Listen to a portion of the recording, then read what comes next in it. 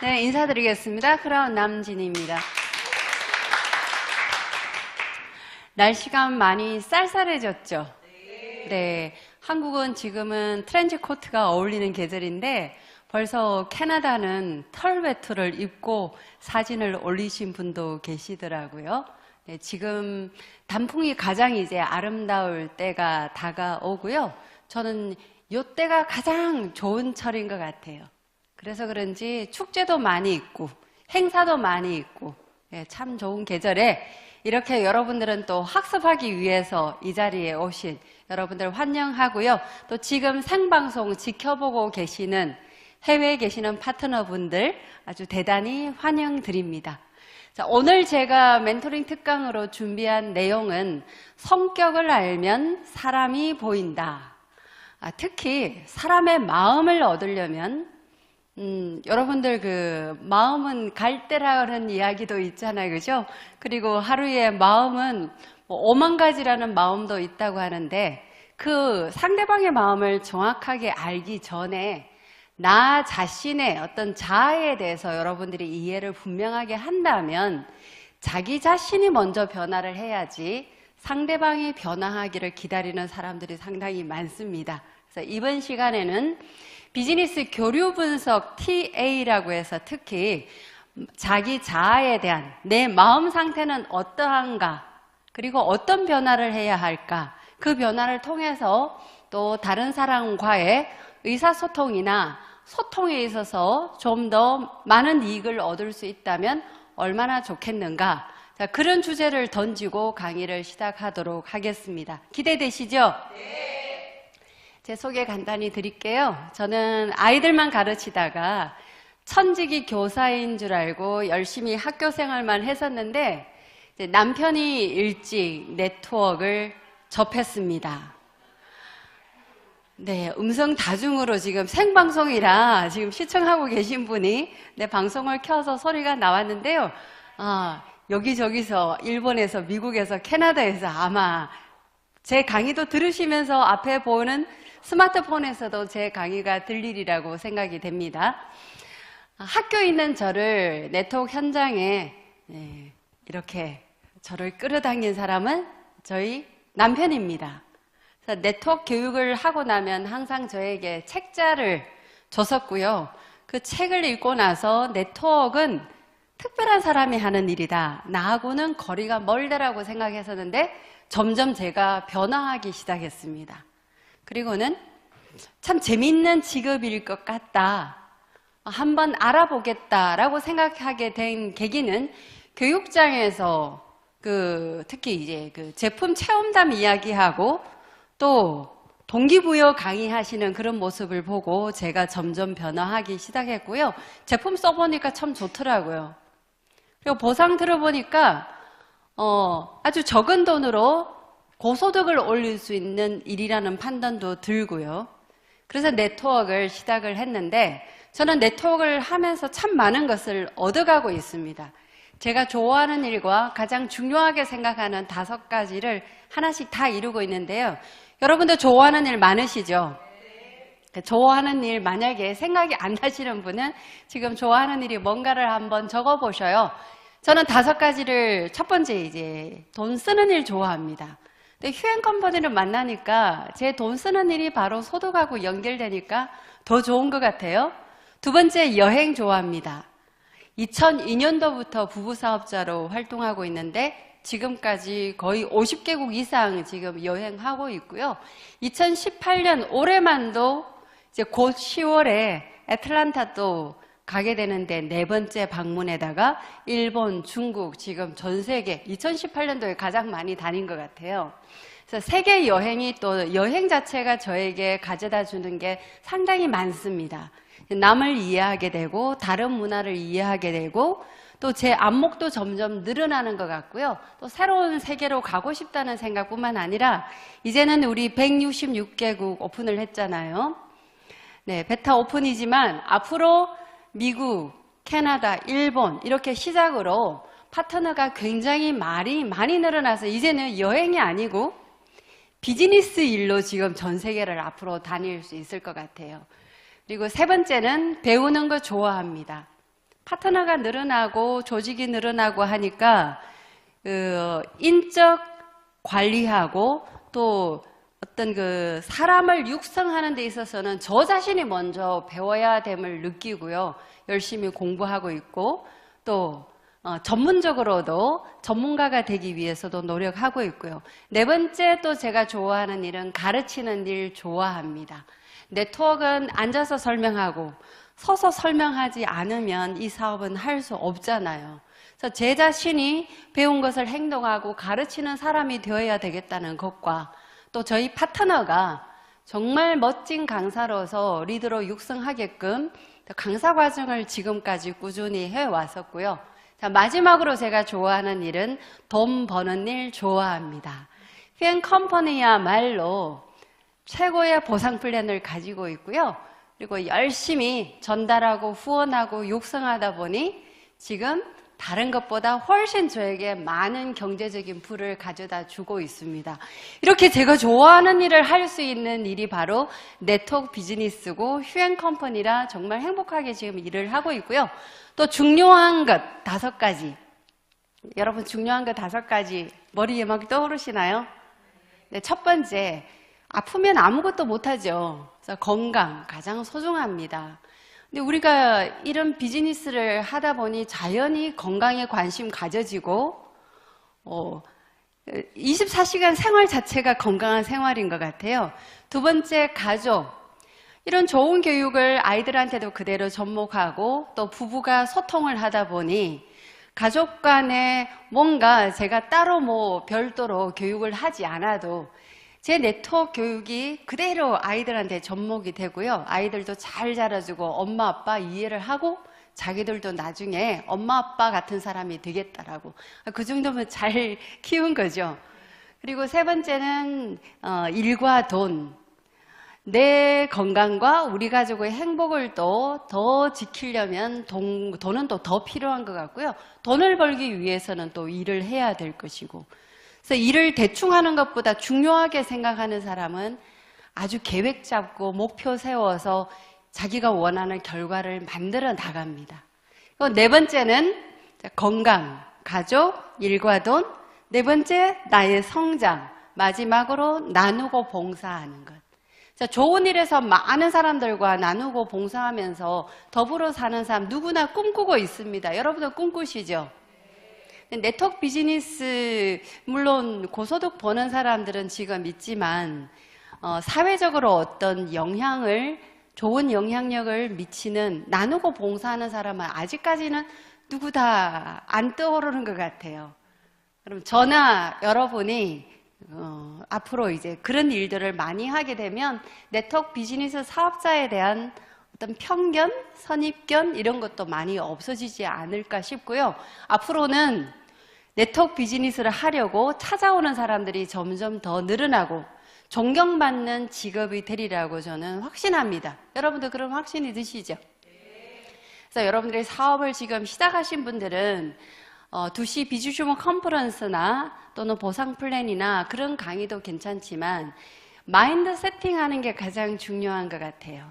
그래서 크라운이 되고 싶어요 하는 사람한테는 제가 먼저 요구하는 게 크라운이 되고 싶으면 크라운다운 자세와 크라운의 마인드를 먼저 갖추라는 이야기를 합니다.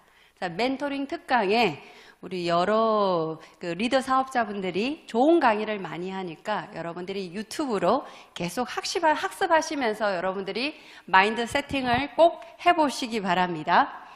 저는 이제 2002년도부터 네트워크를 하면서 자녀 관련 책도 썼고요. 그리고 학위도 받았고 이런 것들이 네트워크하고 별개가 아니라 다 제가 지금 휴엔 비즈니스 하는데 상당히 도움을 많이 받고 있습니다. 그래서 죽을 때까지 요즘은 배워야 된다고 하잖아요. 그죠? 그래서 여러분들 그 휴엔 비즈니스에 이런 좋은 교육 시스템이 있다는 자체가 저는 아주 자랑스럽게 생각해요. 그래서 오늘 여러분께 말씀드릴 성격을 알면 다른 사람의 마음을 얻을 수 있다는 것과 그리고 그 도구로 한번 교류 분석에 대해서 알아볼까 해요. 그 교류 분석 혹시 들어보신 분도 계실 거고 오늘 처음 들으신 분도 계실 거예요. 교류라는 말은 어떤 말입니까?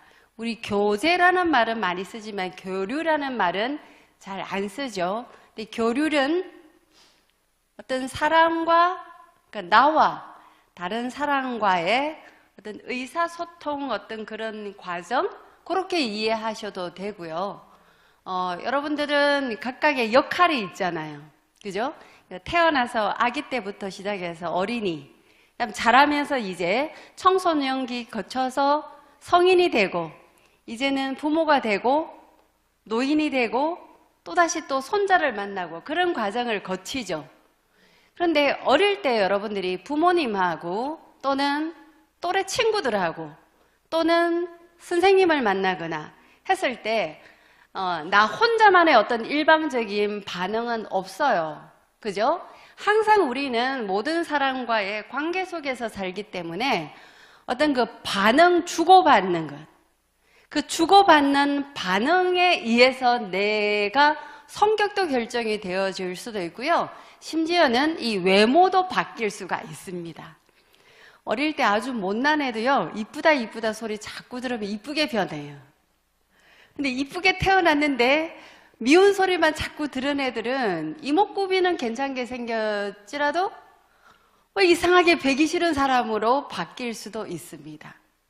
그리고 또 왜 그 폭력적인 부모 밑에서 자란 아이들은 꼭 커서도 꼭 그렇게 변하죠. 아이들은 어른을, 특히 부모를 모방을 하거든요. 그 비슷하게 따라하면서, 그래서 이렇게 보면 걸음걸이까지 닮아요. 부모와 자식은. 그 희한하더라고요. 근데 알게 모르게 보면서 배우면서 자란다는 것을 우리가 알 수 있습니다. 그래서 에릭 번에 대해서 알려드릴게요. 에릭 번은 여러분들 프로이트의 정신분석 들어보셨죠? 네, 그 정신분석을 처음에는 연구를 했었고 1910년도에 태어나서 1970년대까지 사신 심리학자, 미국 심리학자입니다. 태어나기는 캐나다에서 태어났고요. 처음에는 정신분석학을 연구를 하다가 거기에 염증을 느끼고 본인이 별도로 인간의 마음에 대해서 연구를 하신 거예요. 왜 하루에도 몇 번, 수십 번 마음이 변하잖아요. 근데 어른인데도 애 같은 마음 가진 사람이 있죠. 근데 꼬맹인데도 보면 어른 같은 사람이 있어요. 왜 애어른이라는 이야기 많이 하잖아요. 그래서 어떤 정신 분석은 사실은 깊게 들어가면 되게 난해해져 버립니다. 근데 간단하게 이 교류 분석은 이 에릭 번이 사람의 마음을 세 가지로 나눠 가지고요. 참 쉽고 공감이 가게 이론을 만들었습니다. 그래서 오늘 제가 간단하게만 말씀드릴 건데 이 이론을 여러분들이 조금 아신다면 내 마음을 먼저 이해가 돼요. 그 다음 상대방이 왜 저러는지, 왜 저런 행동을 하는지 내 마음을 아니까 상대방 마음을 이해를 하게 돼요. 그래서 이런 심리를 잘 알고 있으면 여러분들 그 심리 게임이라는 것도 이 에릭 번 저서예요. 그래서 베스트셀러로 아주 전 세계적으로 많이 팔려나간 책인데, 그러니까 항상 자기는 이 사람을 대할 때는 이렇게 대하고 저 사람을 대할 때는 이렇게 대하고, 이걸 어떻게 하느냐면 이 게임식으로 하는 거예요. 그러니까 내 마음을 내가 더 정확하게 아니까 상대방 마음까지도 흔들어 버리는 거예요. 그래서 실제로 이 에릭 번 이 사람은 그 포커 게임도 상당히 잘했답니다. 그러니까 마음을 아니까 상대방의 어떤 눈빛이나 행동이나 그 말 속에 언어적인 진단도 되고 어떤 마음적인 진단도 되고 다 되잖아요. 그래서 여러분들이 사업을 함에 있어서도 이런 걸 조금 이해를 하신다면 훨씬 소통하기도 수월하고요. 결국은 이런 소통이 나중에 우리 사업의 성과와 연결된다면은 굉장히 좋은 거겠죠. 그럼 하나씩 한번 풀어보도록 하겠습니다. 그래서 영어로 한번 읽어보세요. TA, Transaction Analysis, 분석한다는 뜻이고요. 교류 분석. 자신이 어떠한 행동적 특성을 가지고 있는지 자아 상태를 분석하는 겁니다. 그러니까 자아 상태를 잘 분석한 다음에 이것이 나중에는 자신의 운명까지도 결정 지을 수 있는 게 바로 이 교류 분석이에요. 운명까지도 결정된다고 하니까 굉장히 기대가 되지 않나요? 그래서 교류 분석의 목적이 있습니다. 목적은 제가 여러 번 말씀드렸지만 본래 가지고 있는 내 능력이 어느 정도인가, 그리고 내 마음 속에 갖고 있는 잠재적인 마음은 어떤 상태인가를 보고요. 내 능력을 최대한 발휘할 수 있게끔 하려면 왜 저에 대해 있는 그런 요인들이 있죠. 그런 걸 하나씩 없애 내려가면 내 능력을 훨씬 더 끌어올릴 수가 있는 겁니다. 그래서 자기 변화를 먼저 하기 위해서 이 교류 분석은 시작합니다. 그럼 한번 들어가 볼게요. 교류 분석할 때 철학적인 가정을 가지고 반드시 보셔야 돼요. 첫 번째는 사람들은 무조건 뭐라고 생각해야 돼요? 오케이 할 수 있는 대상이다라고 생각해야 됩니다. 무조건 안 돼. 특히 우리 네트워크 현장에서 이 절대 안 되는 사업이다 이런 이야기 하시는 분들 간혹 보죠? 누구는 굉장히 많이 본다 그럽니다. 만나는 사람마다 다 그런다고 하는데, 그런 사람들의 마음을 여러분들이 네트워크는 절대 안 돼, 그 말을 그대로 받아들이면 안 돼요. 무조건 할 수 있다라고 생각을 하고, 왜? 내가 변했잖아요. 맞죠? 많은 사람들이 다들 부정적으로 생각했던 것이 변화했기 때문에 내가 변화하면 다른 사람도 변화하는 겁니다. 그런 시각으로 우리가 비즈니스를 하면은 일단 안심이 돼요. 이 사람도 언젠가는 나처럼 사업을 할 것이다. 나처럼 직급 갈 것이고, 나처럼 마이크를 잡고 강의할 것이고, 이 사람도 크라운감이라고 생각을 하면 여러분들 상대적으로 굉장히 우위에 있게 되는 거예요. 안 그러면은 그 사람 어떤 그 에너지에 여러분이 이 전념이 되어가지고 오히려 여러분들이 플러스가 아니고 마이너스가 되어버리는 겁니다. 그럼 결론은 어떻게 돼요? 이 사업 안 된다 그래요. 그리고 스폰서한테 가서 무슨 이야기만 합니까? 안 되는 이야기만 자꾸 하는 거예요. 뭐 이래서 안 된다, 저래서 안 된다. 결국은 다른 사람한테 들었던 이야기를 누구를 합리화시켜버리는 거예요? 내 마음을 합리화시켜버리는 겁니다. 그러니까 변명과 이유투성이 되는 사람으로 변해버리는 거죠. 자, 두 번째는요. 모든 사람은 어떤 능력을 갖고 있다? 사고 능력을 갖고 있다는 겁니다. 이 말은 여러분들이 어떤 사고의식을 갖고 있으면 문제 제기를 하잖아요. 그럼 문제 제기를 하면 반드시 어떤 질문도 던지고 생각을 하게 되고 자꾸 이렇게 변화하게 돼요. 그럼 변화하게 되면 결국은 네트워크 비즈니스도 할 수 있다는 결론이 다다릅니다. 그 다음 세 번째는 우리들은 자신의 운명을 결단하며 그 결단은 변화를 가능하게 한다. 이건 이제 내 마음을 알게 되면 내 마음을 컨트롤하게 되고, 아까 이야기한 것처럼 내 마음을 게임하듯이 얼마든지 재미나게 자기 쪽으로 유리하게 끌어나갈 수가 있습니다. 그러니까 시간이나 상황을 내 유리한 쪽으로 바꿔나갈 수 있기 때문에 이 교류 분석을 여러분들이 한번 알아보시면 굉장히 재미나요. 영어 되시는 분들은 밑에 영어를 한번 읽어보셔요. 자, 그래서 우리 세 가지 마음이 있답니다. 여러분 마음속에는 몇 가지 마음이 있습니까? 제가 크게 세 가지를 말씀드렸는데 5만 가지 마음이 있다 그러죠. 5만 가지 중에서 그걸 함축시켜가지고 세 가지로 한번 만들어 볼게요. 자, 느끼는 나가 있습니다. 왜 어떤 자발적으로 참여한다든지 기쁨을 느끼는 그런 마음이에요. 이런 마음은 차일드, 어린이의 마음에 비유를 할게요. 그러니까 여러분 마음속에 어린이 마음 다 있어요. 왜 그 맛있는 거 봤을 때 어떻게 합니까? 먹었을 때 막 좋아하죠. 그 어린애들은 어떻게 해요? 맛있는 거 주면 행복해 하나. 저희 작은 애도 어릴 때 먹는 걸 되게 좋아해가지고요. 먹는 것만 주면 하는 말이 행복해 이래요. 근데 어른들이 먹는 거 앞에 두고 행복해 하는 사람 있습니까? 있죠. 근데 그런 마음이 있는 사람들은 이 느끼는 마음이 커요. 근데 마음속으로는 맛있게 느끼면서도 표현을 안 하는 뿐이잖아요. 그죠? 근데 표현을 적극적으로 하는 사람이 있는가 하면, 마음속으로 생각하는 사람이 있는가 하면 전혀 그런데 또 진짜 감정이 없는 사람도 있습니다. 그냥 덤덤하게. 진짜 맛있어요? 저는 그냥 배가 고파서 먹어요. 이런 사람도 있어요, 간혹. 이해되시죠? 어떤 기쁨 상황이 왔을 때 바로바로 반응을 하는 것은 이 어린이 마음이 발동하는 거예요. 그 다음에 이제 다음 마음은 생각하는 나가 있습니다. 어릴 때는 어떤 그 자극적인 것에 반응을 한다면 이제 3살쯤 되면 우리 두뇌가 다 완성이 되잖아요. 완성이 되고 나면 이 생각하는 구조가 틀려지죠. 특히 요즘 왜 예전에 그런 말이 있더라고요. 지금은 남북의 어떤 화해적인 분위기인데 예전에는 남북이 대치돼 있을 때 뭐 북한의 최고 지도자도 우리나라 중2를 감당을 못한다고 이런 이야기 들었었죠.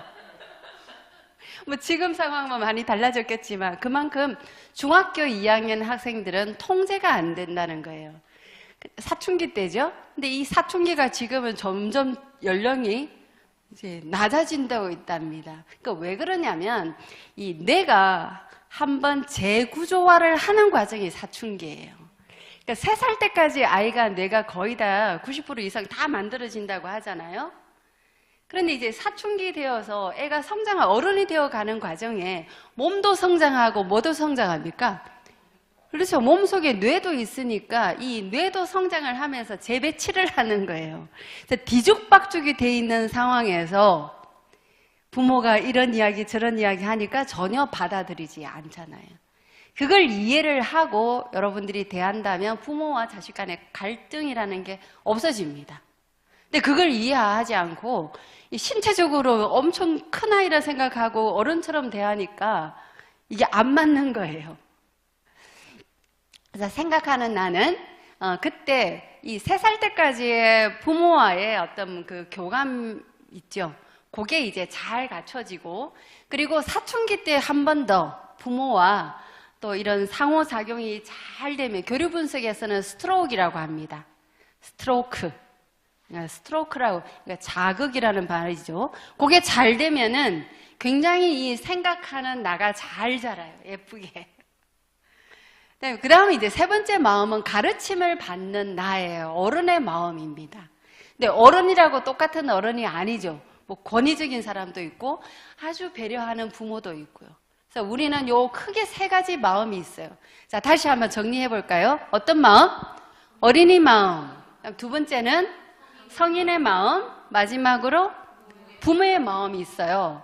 근데 이 마음이 똑같이 3분의 1, 3분의 1, 3분의 1 균형 잡게 있는 사람은 이제 온전한 나가 되는 거예요. 온전한 자. 그런데 어린이 마음이 크다든지, 그럼 어린이 마음이 크면은 어떤 행동을 많이 하겠습니까?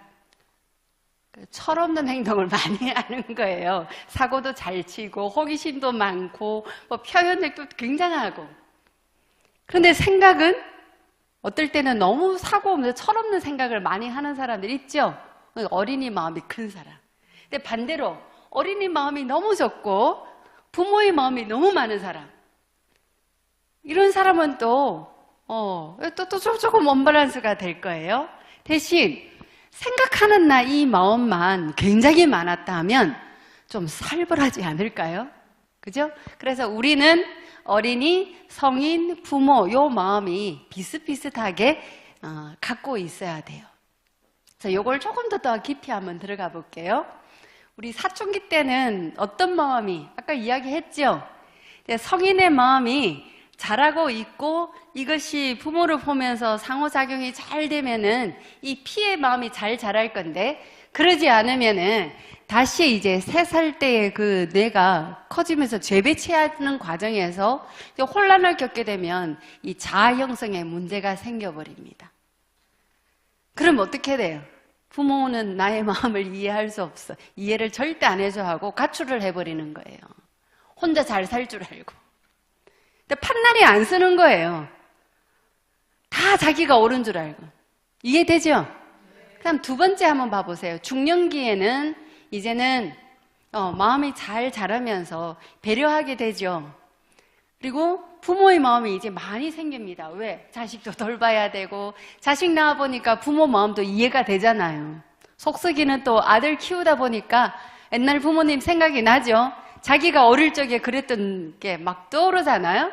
그러니까 부모님한테 또 잘하게 되고, 그럼 피해 마음이 점점 커지는 겁니다. 그런데 다시 또 나이가 들면 어떻게 돼요? 이 거꾸로. 왜 애가 된다고 하잖아요. 이게 이제 다시 씨의 마음이 커져버리는 겁니다. 어떤 객관적으로, 합리적으로, 이성적으로 판단하는 이 기준이 또 떨어져 버리는 거예요. 그래서 여러분들이 나중에 이제 어르신들을 보실 때도, 어르신들은 왜 연세가 있으신 분들은 요즘은 은퇴하시고 오시는 분도 상당히 많잖아요. 그럼 이런 분들은 어떤 마음이 많다고 생각하셔야 돼요? 요 성인의 마음보다 어린의 마음이 훨씬 많구나. 우리가 볼 때는 어르신이니까 피의 마음이 많기를 바라죠. 근데 사실 그분들은 씨의 마음이 점점 커져버리는 거예요. 그러니까 그걸 이해를 하게 되면 다른 사람을 보는 시각도 달라지게 됩니다. 이해되시죠?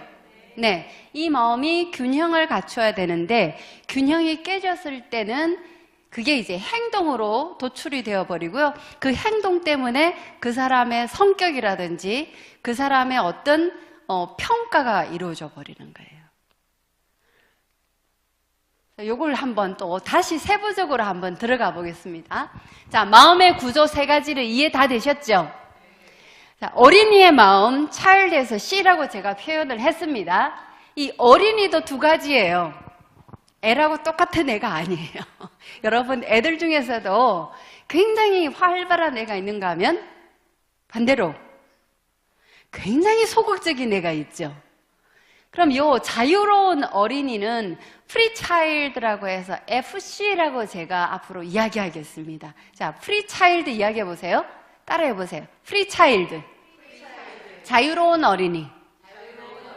그럼 반대로 소극적인 어린이, 순응하는 어린이는 자, 영어로 한번 읽어보세요. Adopted child. 받아들이는 아이예요. 뭐든지 순응하고 받아들이는 아이는 AC라고 하겠습니다. 자, 다 같이 FC, AC. 그러니까 여러분들은 어릴 적에 FC였어요? AC였어요? AC였어요? 네, 아유, 부모님한테 F는 받았겠네요. FC라고 하신 분들은 상당히 장난을 많이 쳤겠네요. 그러니까 저희 큰애 같은 경우에는 FC도 있고 AC도 있어요. 두 가지를 다 갖고 있어요. 근데 저희 작은 아이는 어릴 적에 FC 성향이 좀 강했습니다. 그래서 이제 길가 가다가 아이스크림 가게가 있으면, 지금은 전혀 아니에요. 어릴 적에. 뭐 갑자기 계산하고 있는 사이에 아이스크림 기계를 갑자기 눌러가지고 그 바닥에 아이스크림을 다 흐르게 한다든지, 또 슈퍼마켓 가면, 이제 마트에 가면은 생선 포장을 해 놓잖아요. 그 랩을 씌워놨죠. 그럼 꼭 이 아이가 눈을 꼭 찔러요. 굉장히 프리 차일드 이런 성향이 강했습니다. 또 에스컬레이터를 타고 올라가면은 바로 올라가지 않고 이 거꾸로 한다든지. 그래서 네, 호기심이 굉장히 많은 아이였어요. 그리고 표현도 굉장히 자유롭게 잘하고. 자, 다음은 이제 성인의 마음은 요렇게 이제 딱 합리적인 어떤 삶의 기준을 가지고 있고 뭐든지 합당하게 생각하는 그런 마음이에요. 다음이 이제 부모의 마음도 두 가지로 나뉩니다. 비판적인 부모가 있고 반대로 굉장히 배려하고 하는 양육적인 부모가 있습니다. 자, 여러분들 지금 앉아 계시는 분 한 사람 빼고는 다 부모신데, 자기가 비판적인 부모라고 생각하시는 분은 오른쪽 엄지발가락 살짝 올려보세요. 딱 두 사람 나오네요.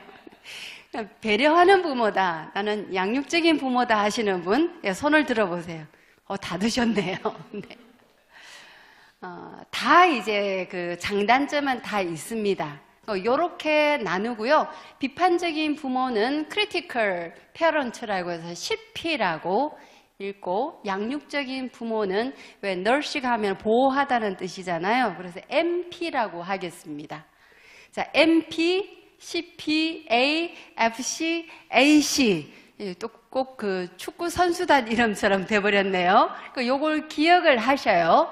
기억을 하시면은 다음 단계 또 한번 진도를 나가 볼게요. 그럼 이 부모의 마음도 비판적인 부모의 마음과 보호적인 부모의 마음 두 가지가 있다고 했잖아요. 그럼 각각의 장단점이 있습니다. 어른의 마음, 또 자유로운 어린이의 마음, 순응하는 어린이의 마음, 이걸 하나씩 한번 봐볼게요. 그럼 비판적인 부모의 마음을 가진 사람은 이걸 장점을 살리면 굉장히 도덕적이고 목표 지향적이 되겠습니다. 근데 반대로 이게 권위적이고 강압적인 부모의 모습으로 비춰질 수가 있겠죠. 그럼 앞으로 여러분들이 이 사람을 딱 볼 때 먼저 자기 자신 마음을 한번 생각해 보세요. 나는 비판적인 부모의 마음과 보호적인 부모의 마음을 둘 다 가지고 있다 했을 때 어떤 부정적인 면을 다른 사람한테 보이는 것보다 어떤 면을 보이는 게 좋겠어요? 긍정적인 면이 다른 사람한테 부각되면 훨씬 이롭겠죠. 다음은 이제 보호적인 부모의 마음은요, 이게 좋게 비춰지면 친절과 배려와 지지로 비춰지지만 부정적으로 비칠 때는 의존적이고 과보호하는 부모로 비춰질 수가 있는 거예요. 그래서 항상 어떤 행동을 했을 때 이게 사람의 어떤 프레임에 따라서 달리 보는 거예요. 그래서 배려하고 보호하는 이런 부모의 모습을 보고 어떤 사람은 참 자상하다 이렇게 보지만 또 한편으로 어떤 사람은 애를 저렇게 키우면 안 되는데 이렇게 돼버려요. 우리 비즈니스 상황에서도 똑같아요. 왜 자율적으로 스스로 하게끔 정말 이렇게 냅둬버리는 사람이 있는가 하면 또 너무 왜 가두는 사람이 있잖아요. 가두리 양식장에 사업자를 가두듯이 뭐 명함도 주지 마라, 또 다른 사람하고 뭐 말도 섞지 말라 하고 왜 자기 식구들만 딱 이렇게 감싸 안는 사람이 있잖아요. 그럼 그 사람들은 그 사람 마음에 이런 마음이 들어가 있는 거예요. 그러니까 이걸 이제 장점을 잘 살리고 자기 마음을 잘 아는 사람은, 그러니까 자아 확립에 잘 돼 있는 사람은 이걸 잘 살려요. 어떨 때는 권위적으로 하면서도 풀어줄 때는 굉장히 이제 다독이면서. 그러니까 여러분들이 자기 마음을 스스로 한번 조절할 줄 아는 정도가 되어야 됩니다. 다음 이제 어른의 마음을, 장점은요, 굉장히 현실적이고 합리적이고 객관적인 마음을 우리가 가져야 되는데, 이게 이제 좀 다르게 부정적으로 비치면 아주 냉정하다, 뭐 계산적이다, 비인간적이다. 그러니까 본인의 어떤 성인의 마음이 갖고 있는 사람 중에서도 부정적인 사람은 다른 사람의 이런 마음을 부정적으로 봐버리는 거예요. 그러니까 내 마음이 긍정적으로 현실적이고 합리적이고 이런 상황이라고 자기가 생각을 하면 비슷한 마음을 봤을 때 이 사람은 굉장히 합리적이야, 이렇게 이야기가 되는 거예요. 그래서 이런 표현을 여러분들 나중에 내 파트너나 또는 내 스폰서 티업 자료로 한번 활용을 해보셔요. 지난 토요일 사회에 보신 우리 정민순 수석도 끝나고 나서 참 이렇게 다른 사람 티업하는 게 어려운 줄 몰랐다고 이야기를 했는데, 이제 이런 마음을 이해하면 상대방 티업하기가 훨씬 수월하게 돼요. 그래서 여러분 스스로가 내 마음을 좋은 쪽으로 생각을 하고요, 내 마음이 플러스면은 상대방도 플러스로 보이는 겁니다. 자, 다음 이제 어린이 마음이 많다. 이건 좋게 표현하면 호기심이 많은 거죠. 그리고 애정 표현도 굉장히 잘하는 사람으로 비춰지지만 반대로 부정적으로 보면 자기중심적이고 충동적인 사람으로 비춰지는 거고요. 또 순응하는 A씨, 겸손하다, 양보한다, 자제한다 하지만 이게 이제 좀 나쁘게 표현이 되면 의존적이다, 굉장히 소극적이다, 이렇게 이제 비춰지는 거예요. 그럼 여러분들이 이제 자기 마음을 한번 여러분들 노란색인지 파란색인지 한번 생각해보고 다른 사람을 볼 때도 어느 쪽으로, 이쪽으로, 좋은 쪽으로 여러분들이 보려고 노력을 하셔야 됩니다. 가능하시겠죠? 네. 이제 자아 상태가 오염된 상태가 있어요. 실제로 어떤 정신적인 문제가 있는 사람들은 사실은 마음에 상처가 있는 사람들인 거죠. 어떤 마음이냐면 아이의 마음, 성인의 마음, 어른의 부모의 마음, 거기에 상처가 있는 사람들이에요. 그래서 한번 보겠습니다. 여기에 부모의 마음과 어른의 마음이 이렇게 적당하게 1대1대1로 이렇게 되어야 되는데 이게 겹쳐버리는 거예요. 그래서 이 부분에 오염이 되어버린 겁니다. 그럼 어떤 편견을 가지게 돼요. 왜? 장애자는 머리가 나쁠 것이다. 정상인보다 못할 것이다. 또 우리 사회적으로 이런 편견 많죠. 남성이 훨씬 잘할 것이다라는 편견. 또 우리 네트워크 비즈니스를 하니까 사회적으로 네트워크 비즈니스에 대한 편견 여러분 느껴보셨어요? 네.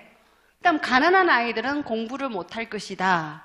뭐 이런 거. 또 남자는 믿을 수 없다. 이런 편견 가지고 있는 사람은 그 사람의 마음에 어떤 이 오염이라고 보시면 되고요. 이게 심해지면 어디로 가는 겁니까? 망상 쪽으로 가는 거예요. 피해 망상증도 있잖아요. 그죠? 그럼 모든 사람이 다 자기를 쳐다본대. 저 그런 사람이 있더라고요. 멀쩡하게 생긴 사람인데 다 자기를 쳐다본대요. 그럼 하는 이야기가 다 남자들이 자기를 쳐다본대. 다 자기를 좋아한대. 심지어 그런 사람이 있습니다. 이건 망상이죠. 또 모두 다 자기 욕을 한다고 생각을 합니다. 길거리에 요즘 왜 우발적인 사고가 자주 생기잖아요. 쳐다봤다고 사람을 해코지하는 거예요. 근데 그런 사람도 마음에 지금 오염이 된 사람이에요. 또는 반대로, 이게 완전히 반대로 나를 좋아하는 사람은 아무도 없다고 생각하는 사람이 있습니다. 또는 침대에 괴물이 있다고 하는, 이건 병원에 가야 될 정도인 거예요. 그래서 여러분들이 지금의 이 사회가 굉장히 어지럽고 하다 보니까 이 마음에 상처 입은 사람들이 너무 많아요. 그래서 이런 걸 볼 때마다 부모로서의 먼저 역할을 잘 해야 되겠고, 그래서 60대라도 아까 제가 에릭 번 이야기했잖아요. 저분도 항상 강의할 때 그런 말씀 하셨대요. 내가 지금 50대지만 내 안에는 10대가 지금 잘 자란 10대가 들어가 있다고. 그래서 왜 이제 그분이 이걸 연구를 하셨냐면, 사회적으로도 저명 인사고요. 아주 괜찮은 분인데 여자 변호사님이 그 분의 집에 초대돼서 갔는데, 아니 50대 여자가 집에 가서나 완전히 애기처럼 하는 거예요. 누구한테? 남편한테. 그리고 이제 부모님이 계셨는데 부모님한테 또 하는 건 또 다른 거예요. 근데 거기서 보고 왜 똑같은 사람인데 내가 아는 사람하고 완전히 이 환경에 따라서 왜 달라질까 궁금해서 마음을 연구를 한 거예요. 그리고 같은 마음이라도 굉장히 다양하게 나오잖아요. 그죠? 그래서 이 교류 분석을 알게 되면 참 재미납니다. 자, 우리는 마음의 오염을 여러분들 없애야 되겠습니다. 어떻게 반응하는지 한번 봐볼게요. 그럼 여러분들의 자아 상태가 판단이 되는 거예요. 자, 상황입니다. 택시 타는 곳에서 새치기를 해요. 젊은 남자가. 이럴 때 여러분들은 어떻게 해요? 상황극을 한다고 하면 어떻게 합니까? 멱살 잡고 흔든다. 네, 멱살 잡고 흔든다. 또 줄 서 있는 거 알려준다. 또 네, 한번 보겠습니다. 그럼 이제 CP 뭐라고 했어요? CP는 권위적인 부모는 이렇게 반응을 보통 합니다. 이봐, 질서 지켜야지. 새치기 하면 어떡해? 또는 이제 멱살 잡는 거. 과격하시네요. 자, 두 번째. 이제 배려하는 부모가 많은 사람은 아유, 바쁜가 봐요. 내가 양보할 테니까 얼른 여기 써요. 이러시는 분. 다음이 이제 다 MP인가요? 네. 네. 사람에 따라서 달랄 수도 있겠죠. 그러니까 어른의 마음이 많은 사람은, 성인의 마음이 많은 사람은 여기는 택시를 타기 위해서 줄 서 있는 곳입니다. 저 줄 한번 봐보세요. 근데 요즘 우리나라 사람들도 예전에는 이 MP가 상당히 많았죠. 또는 힘 있는 사람은 왜 CP를 휘둘렀었는데 점점 이제 서구 문명이 들어오고 하다 보니까 이제는 요 A가 점점 많아지는 것 같아요. 굉장히 우리도 합리적으로 변해가는 것 같아요. 자, 다음은 이제 I 마음 보겠습니다. 이제 FC, 자유로운 어린이 마음이 많은 사람은 이 표현이 굉장히 이제 직설적이에요. 욕이 나올 수도 있고요. 네, 아이, 미치겠네. 차는 안 오고 어떡해. 투덜거리죠. 다음 A씨는 아무 소리 안 하고 가만히 있어요. 잘못했다가는 큰일 나잖아요. 그죠? 가만히 있어요. 네, 이렇게 다릅니다. 상황에 따라서. 자, 또 다른 상황을 한번 보겠습니다. 앞차가 급정거해서 충돌을 했습니다. 이런 상황 아마 여러분들 다 겪으셨을 텐데 어떡합니까? 어떻게 하고 문 열고 나와요? 목 잘 부르니까. 네, PP. 운전 똑바로 해! 이제 삿대질이 올라가죠. 배려하는 부모 마음. 나와서 다친 데 없는지. 네, 성인군자. A는 이제 합리적인 사고를 하는 상황, 그 사람들이죠. 어떻게 처리할까요? 보험은 들었습니까? 고속도로 지나다 보면은 요즘에 A가 상당히 많은 것 같아요. 그죠? 각자 알아서 보험 회사에 연락해서 처리합시다. 이러잖아요. 바쁜데. 다음 FC는, 네, 이제 욕이 나올 수도 있죠.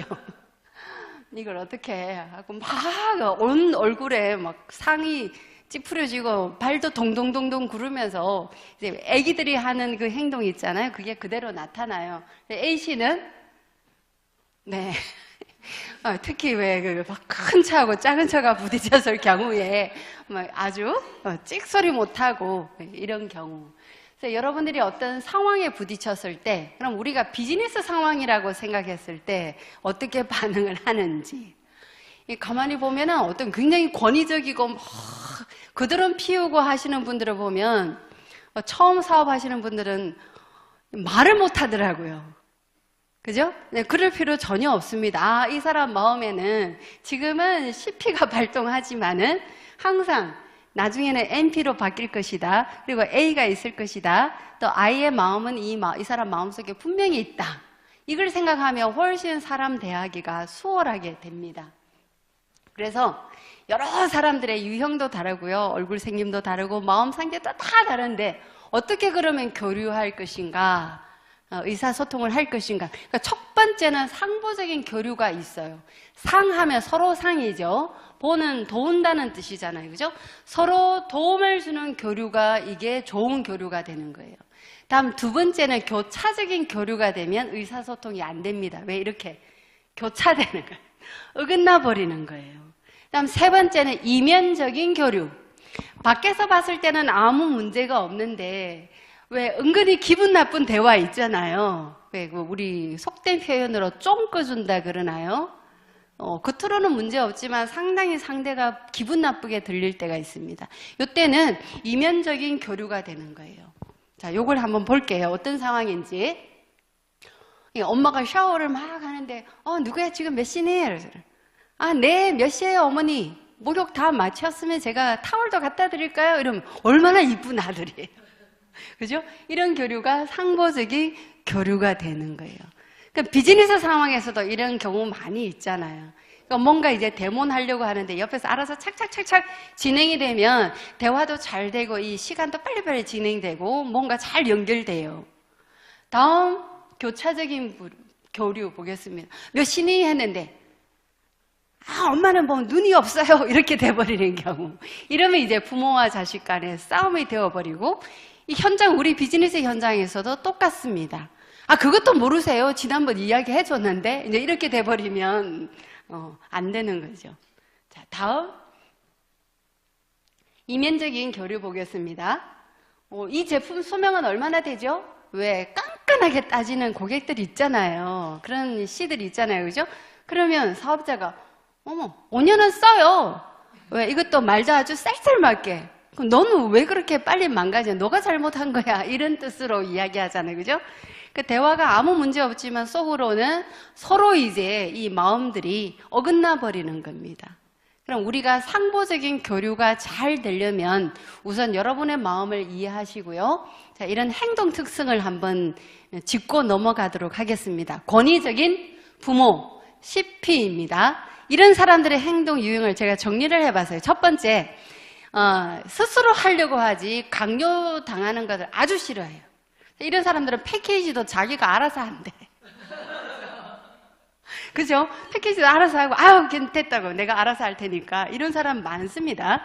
다음은 이제, 비판 어떤 그 하자를 잘 찾아내요. 그리고 다음에 만났을 때는 굉장히 조목조목 따지기도 해요. 근데 이걸 이제 꼼꼼하게 합리적으로 따지는 게 아니라 막 윽박 지르면서 따지는 사람들이 이제 여기 CP에 해당돼요. 종종 보죠? 네. 다음은 이제 자신의 의사결정을 방해하는 것을 어떤 그 공격당한다고 생각을 합니다. 공격당한다고 생각을 하기 때문에 상당히 이제 그 행동에 있어서 예, 맞습니다. 이런 말을 많이 맞장구를 쳐줘야 돼요. 이런 분들은. 행동은 이러고 이러는 사람들 있잖아요. 이런 분들은 CP구나 이렇게 생각하시면 돼요. 자, 그럼 어떻게 여러분들이 소통을 하시느냐 하면 응대 포인트는 설명 길게 하는 거 절대 싫어합니다. 간단 면육용하게 해야 돼요. 그리고 결론부터 듣기를 원하지 사슬 구구절절 늘어놓는 거 막 싫어해요. 거두절미하고 결론만 이야기하세요. 아예 이렇게 이야기하시는 분도 계세요. 그럼 여러분들 어떻게 반응하셔야 돼요? 네, 사업자 진입 50만 마일리지. 그게 낫겠죠? 자, 두 번째, 진지한 태도가 그렇다고 이런 사람들은 또 자기가 대접받기를 원하는데 들렁대고 하는 FC 같은 사람을 별로 좋아하지 않아요. 누구를 좋아할까요? 수능하는 A씨를 상당히 좋아합니다. 그러니까 수능하게 되면 오히려 이 사람들은 미안해가지고요. 오히려 사인을 더 잘해요. 그러니까 자기하고 같은 성향을 만나면은 오히려 서로 자기가 우위에 가려고 하거든요. 그런데 자기보다 약한 사람이라 생각하면 이런 사람들은 바로 마음을 열어버린다는 거. 자, 다음 이제 배려형, 양육형 부모의 유형입니다. 어떤 특성을 갖고 있습니까? 배려하고 또 잘 대해주고 관심 가져주고 왜 오면 인간적으로 막 챙겨주고 하는 사람 있잖아요. 이런 사람 또 세심한 것까지 액세서리, 화장 이런 것까지 다 봅니다. 그리고 앉아있는 사람뿐만 아니라 주위까지도 또 다 둘러봐요. 그리고 커피 같은 것도 보면 다 챙겨서 와요. 먹을 것도 다 챙겨오고 그래요. 자, 이런 분을 대할 때는 어떻게 우리가 응대를 해야 될 것인가? 여러분들이 어떤 부모의 마음이 많은 사람이 오면 너무나 이제 편하게 아이처럼 되어버리면 안 돼요. 아주 배려하고 하지만 이 사람들 마음속에는 보수적인 것도 있거든요. 그러니까 배려하는 부모와 어떤 순응하는 아이의 마음이 헷갈릴 때도 있어요. 그죠? 근데 그럴 때는 여러분들이 잘 보셔야 돼요. 질문에 대해서 친절하게 이야기를 하고 또 급하게 이야기하는 것보다 차분하게 이야기하는 걸 좋아합니다. 또 스킨십 하는 걸 이런 사람들은 그다지 좋아하지 않아요. 의외로. 그런데 이제 어린이의 마음을 가진 사람은 악수하고 하이파이브하고 이런 걸 상당히 선호합니다. 그런 걸 선호하면 이 사람은 FC나 A씨 쪽이구나 생각하시고요. 아주 점잖으면서도 남을 배려하는 사람은 NP라고 생각을 하셔야 돼요. 다음 이제 성인의 마음이 많은 사람. 굉장히 이제 합리적으로 따지죠. 합리적으로 꼼꼼하게 계산하고 어떤 관점이 아주 명확한 사람입니다. 그러니까 이런 사람은 어떻게 여러분들 대하면 좋을까요? 가격이라든지 마일리지나 CB나 이런 거 꼼꼼하게 따지시는 분이세요. 그리고 사업 진행 방법도 대충 해서는 이분들은 절대 안 넘어갑니다. 하나씩 다 합리적으로 분석하거든요. 말 그대로 나가면 돼요. 분석적으로 설명하시면 됩니다. 왜 네트워크가 되는지. 그래서 여러분들이 이런 사람을 만나면 진짜 우리 실력을 발휘해야 돼. 왜? 우리는 네트워크 전문가니까. 그래서 우리가 네트워크 전문 강사 과정 이런 과정을 다 배웠잖아요. 그리고 어떤 국세청 자료뿐만 아니라 또 공정위원회 자료 다 갖고 있죠. 이런 자료를 가지고 네트워크의 회사 자료 얼마나 많이 있습니까? 흐름이라든지 또는 어떤 상위에 랭크되어 있는 그런 소득의 규모라든지 어떤 회사가 지금 앞으로 잘 나가고 있고 그런 자료를 이분들한테 제시하게 되면 이분들은 고개 나중에 끄덕끄덕 하게 돼요. 그럼 결국 그런 사람을 또 모시고 옵니다. 네. 아주 간단하죠? 네. 다음은 이제 어린이 마음이 많은 사람. 이 사람들은 일단 이제 행동력이 있는 사람이라고 보셔야 돼요. 그 표현 자체가 좀 원초적인 사람 있잖아요. 또 감탄사 잘 쓰고 그런 사람은 요 FC라고 보셔야 되거든요. 요 사람들을 어떻게 하면 되겠습니까? 그냥 똑같이 해주면 돼요. 맞장구를 잘 쳐주면 돼요. 아, 네. 이런 이제 그 접속사 같은 게 있잖아요. 그런 말이에요. 추임새를 잘 넣어주게 되면 이분들은 응대할 때 상당히 좋습니다. 시원시원하게 또 재미나게 이야기를 해주면 좋아하고요. 표정 자체도 여러분들 굉장히 밝게 해야 돼요. 그러니까 상대가 표정이 밝으면 나도 밝게 대해줘야 돼요. 터치라든지 스킨십 같은 것도 효과가 있고요. 악수하는 거 이런 걸 상당히 좋아하고. 자, 어린이의 마음이 많은 사람. 이 사람들이 이제 좀 눈치를 봐요. 상대를 의식하고 배려하는 것하고는 조금 다르죠. 상대를 의식한다든지 또 적극적인 어떤 분위기에 약간은 좀 뒤에 한 발 빼요. 어머, 나하고는 좀 익숙하지가 않아.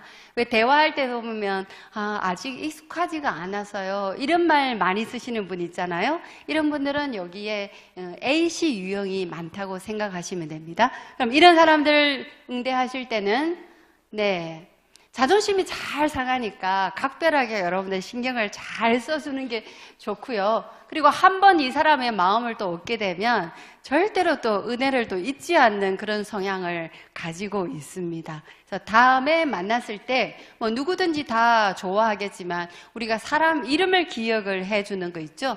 이건 뭐 부모의 마음, 어른의 마음, 아이의 마음 누구든지 다 좋아하는 것 같아요. 그러니까 개인에게 관심을 가져주고 어떤 관심을 가져주고 하는 것은 유형에 상관없이 누구든지 다 좋아한다는 것. 응대 포인트를 보면 공통점이 나오실 거예요. 그럼 여러분들이 이제 응대 포인트도 배웠으니까 이걸 정리를 할게요. 아까 제가 스트로크라는 이야기를 했죠.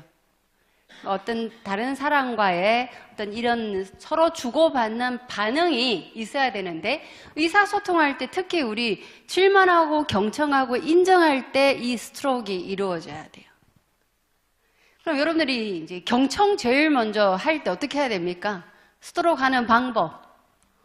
고개 끄덕끄덕 하는 거예요. 그리고 또 가끔 그래요? 그 다음은요? 그랬어요? 그리고요? 이런 접속사를 써주면서 맞장구 쳐주는 거 아주 중요하죠. 또 하나, 메모하는 걸 보여주는 것. 이것도 하나의 스트로크입니다. 지난번에 말씀하신 거 이런 이야기인가요? 아니면 스폰서님 방금 하신 말씀 이런 뜻이죠? 하고 이제 도와주는 것. 이것도 하나의 스트로크예요. 우리 ABC 현장에서. 다음이 이제 질문할 때, 이건 질문은 굉장한 스트로크라고 보셔야 됩니다. 그래서 유대인들이 이 질문을 너무너무 중요하게 생각하죠. 그래서 유대인들이 왜 지금 경제, 정치 모든 것을 지금 전 세계에 다 잡고 있느냐면 어릴 때부터 이런 스트로크가 굉장히 강해요. 부모와의 유대감이 굉장히 강하기 때문에 이게 결국은 이 부모의 유대감이 아이 지능하고 연결되고요. 그 지능이 사회성으로까지 연결이 됩니다. 그러니까 너무나 강한 스트로크를 하기 때문에 학교에서 돌아오잖아요. 그러면 아이한테 부모가 그래요. 오늘 선생님한테 무슨 질문했니? 우리 대한민국 부모님들은 선생님 말 잘 들었어? 어떤 질문했니? 이렇게 물어봐야 돼요. 그럼 사업 현장에서 질문거리가 많은 사람이 있잖아요.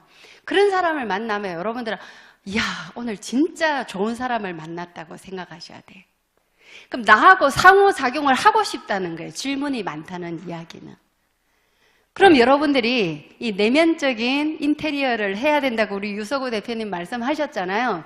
내면적으로 학습에 대한 준비가 다 돼 있으면 그런 어떤 그 스트로크가 왔을 때 내가 또 상대방한테 또 똑같은 스트로크를 줘야 되는 거예요. 그럼 교감이 이루어지면서 이 오다까지 연결이 되어버리는 겁니다. 이해되셨죠? 네, 마지막으로 인정하는, 이건 더 강력한 스트로크가 되어버리는 겁니다. 질문에다가 중간중간 상대방에게 칭찬을 던져주는 것, 이건 너무 대단한 스트로크입니다. 그럼 칭찬을 싫어하는 사람은 아무도 없거든요. 근데 이 칭찬도 여러분들이 약간은 좀 전략적으로 하셔야 돼.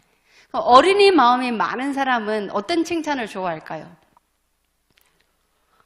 네, 어떤 보여지는 행동에 대한 칭찬을 해주면 상당히 좋아하고요. 그 다음 성인의 마음을 갖고 있는 사람은 칭찬도 합리적으로 해야 되고 어떤 결과보다는 과정 중심적인 칭찬을 좋아하고요. 또 마지막으로 부모의 마음이 많은 사람은 네, 그런 사람들은 권위적인 부모 또 배려심 많은 부모에 따라 조금씩 다를 겁니다. 그 성향에 따라서 여러분들이 어떤 아까 제가 장점 보여드렸잖아요. 그런 문구를 가지고 사람을 칭찬을 하게 되면 네, 마음을 얻을 수가 있어요. 그래서 경청하는 것과 질문하는 것, 특히 질문도 왜 그랬니? 이런 것보다 어떻게 하면 좋겠니? 그리고 질문을 상대방한테 공을 던져주는 것도 괜찮아요. 내가 대답하기 곤란할 때. 그러면 사장님은 어떻게 생각하세요? 이렇게 던져주는 방법도 괜찮은 방법이고요. 또 칭찬하는 것, 과정 중심보다는 과정 중심으로 결과보다는 이렇게 여러분들이 한번 칭찬을 자주 해 주시기 바랍니다. 역지사지라는 말 아시죠? 자, 두루미하고 이리가 여우가 친구예요. 근데 이제 여우 집에 초대되어 갔는데 세상에 두루미가 먹지 못하게 접시에다가 음식을 주는 거예요. 그랬더니 두루미가 이제 다음날 여우를 초대했죠? 호리병에다가 음식을 담아준 거예요. 이건 복수고. 그죠? 이건 복수고, 이제 자아성찰을 한 사람은 어떻게 합니까?